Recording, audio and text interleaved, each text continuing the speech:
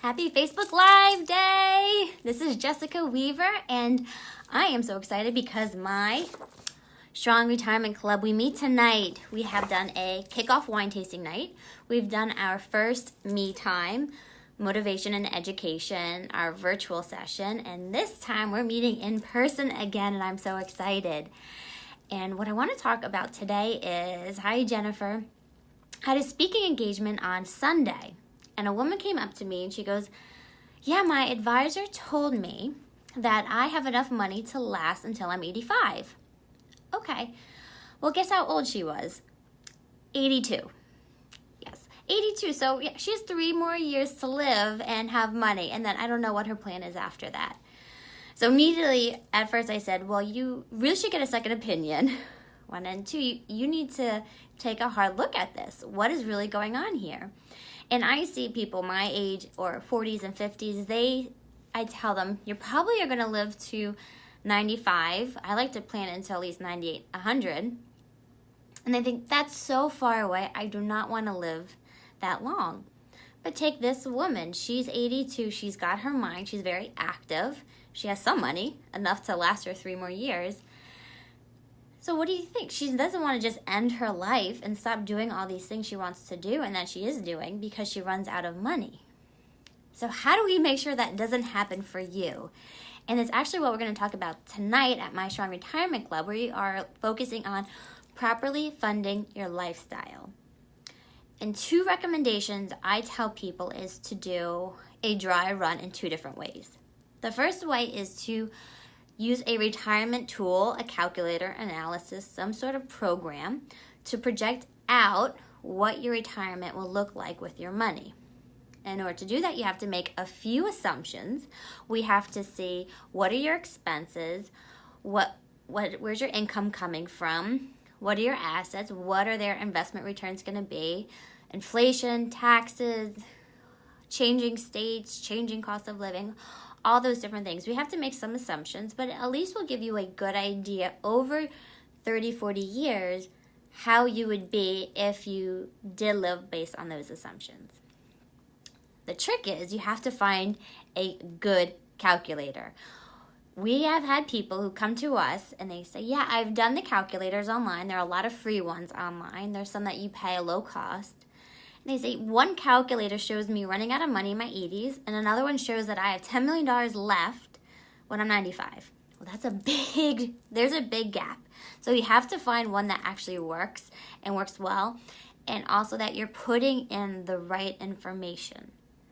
That's key, that you're not missing information. What could you be missing? You could be missing that you need to take into account healthcare costs, insurance, out-of-pocket costs, supplemental policies to Medicare. What are other things that I see people miss? Assuming a very high investment return, 8, 9, 10%, that's not realistic, especially in retirement. That could severely change your results.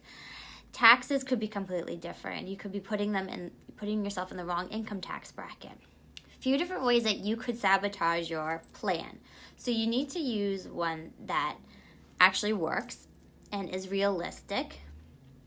And you need to make sure you are inputting everything properly. That's why a lot of people want to work with us, because we know how to input it. We do it all the time. And 2, after you do that, you need to do it every year.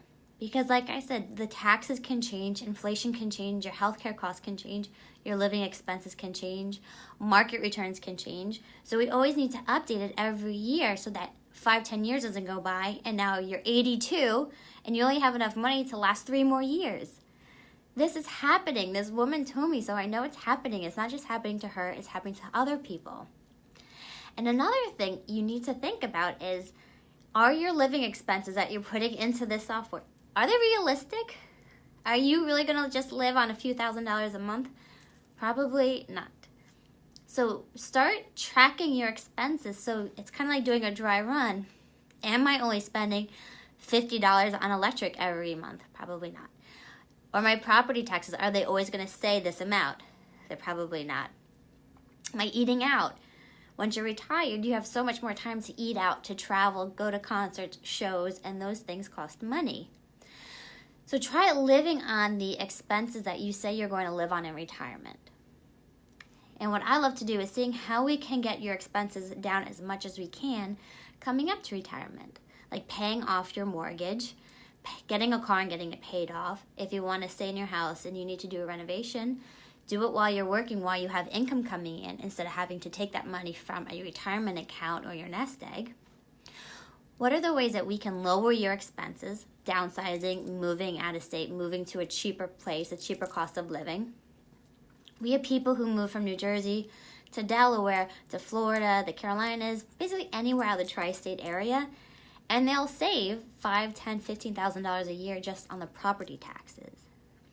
That's new money that they can use for things they want to, for fun stuff. So that's my recommendation. You need to do a dry run in 2 different ways. One is projecting out using one of the software programs out there for retirement planning, but you need to find a good one. And you need to make sure you input the numbers correctly. As well, again, a lot of people work with us because we know how to do it. We do it all the time. It's our specialty. It's what we specialize in, right? I have a strong retirement club. See, retirement plan we're focusing on tonight to help people do this and do it right. Because it makes a huge difference. If you know that your money is going to last until you're 100 and then you'll still be okay, you feel so much better when you're living your life in retirement. That you can do these trips, you can do all these things without that financial fear of running out of money. Because that's everyone's biggest fear. Okay? And then seeing, are your expenses realistic? So all the women for tonight, I had them fill out an expense worksheet. So we know, are you actually properly planning out what your expenses are going to be and what expenses are going to change in retirement? So one woman who just retired this year, she was driving an hour commute one way every day, and she was driving into the city. So she's going to save between gas, the tolls, all those, about $400 a month. So that's a big difference.